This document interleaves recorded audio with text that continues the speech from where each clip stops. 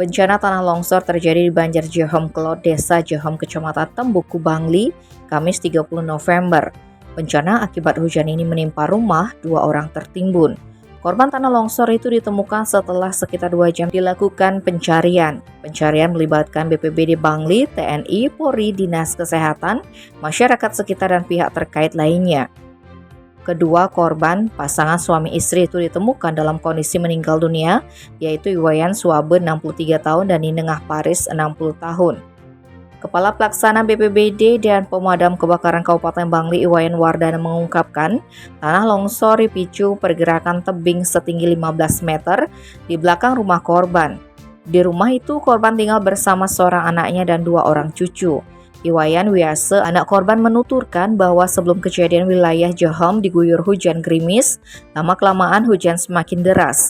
Setelah hujan mulai reda, ia mendengar suara gemuruh yang ternyata tebing di belakang rumahnya longsor.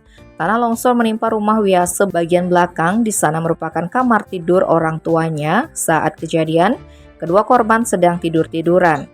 Sesaat setelah kejadian, Wiase melihat tembok kamar orang tuanya sudah jebol dan tertimbun tanah setinggi hampir 1,5 meter.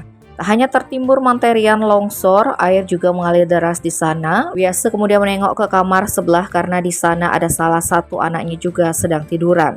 Tanah longsor menimbun sebagian tempat tidur anaknya.